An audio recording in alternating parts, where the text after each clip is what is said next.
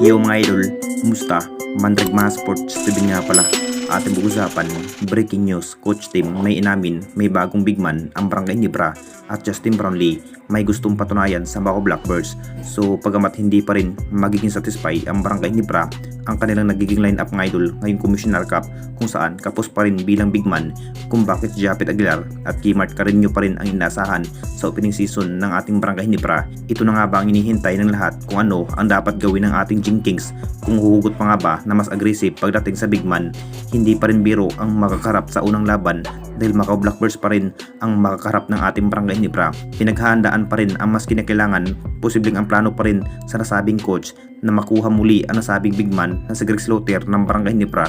Alam na nating lahat mga idol, talagang hinihintay pa rin ang lahat kung kailan pa nga ba na makakabalik ang nasabing Greg Slaughter dahil ang plano pa rin sa nasabing big man na si Greg Slaughter mga idol na magbabalik PBA, inaksyonan agad ng ating Barangay Nibra sa pagbabalik PBA ang nasabing Greg Slaughter.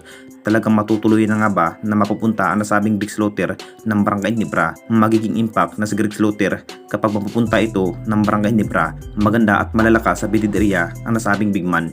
Hindi na rin mahihirapan si Japet Aguilar kung sakaling matutuloy. Pinag-process pa rin ni coach team na si Greg Slaughter daw ang bilang big man na magbabalik ng Barangay Nibra. Kapos pa rin sa big man ng Barangay Nibra, masasabing sabik na nga rin ang lahat na magkita muli ang isang Greg Slaughter na magbabalik sa poder ng Jing Kings. Hindi na rin hawak ng ibang team itong si Greg Slaughter mga idol. May pag-asa pa rin na hahabol pa sa paghuhugot ng new big man na si Greg Slaughter. Ang gusto sana na maibalik ang nasabing big man na si Greg Slaughter ng Jing Kings. At dito na naman tayo sa isa pa nating balita. Justin Brownlee may gustong patunayan sa Macau Blackbirds. Isa pa rin ang ating bis import na excited na maglalaro sa ating Barangay Nibra ngayong paparating na laban kontra sa Macau Blackbirds mga idol. Gagawin pa rin ng ating bis import na si Justin Brownlee ang lahat dahil hindi na rin nakakatikim pa ng magandang history ang Barangay Nibra na parang ang TNT tropang 5G at SMB pa rin ang na parang lumakas sa ating liga. Pagsisikapan pa rin ng ating bis import na matalo ng ibang import kahit matinding pagsubok ang makakarap ng ating Barangay Nibra dahil sa veteranong maglalaro mahalin tulad kay Bulbul mga idol ng TNT tropang 5G, pero teamwork pa rin ang mas kinakailangan ng ating bis import tulad noon nakuha ang kampyonato kontra sa Bay Area Dragons.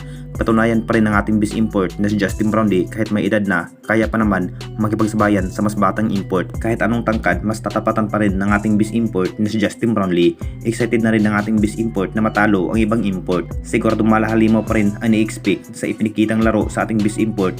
Ang target pa rin ng Jing Kings na makuha ang panibagong history sa ating liga. Kahit butas ng karayom pa rin ang madadaanan kung sakaling hindi pa man na makuha ang kampyonato ngayong Commissioner Cup mga idol, siguradong papalitan ito si Justin Brownlee bilang import ng Barangay Nibra. Kung hindi pa rin maigawang maisalba ni Justin Brownlee ang upunan ng Barangay Nibra, bagong hamon na naman sa ating bis import, kinakailangan pa rin na ibubuhos ang lahat para sa upunan ng Barangay Nibra. Anong masasabi ninyo mga idol tungkol sa ating video?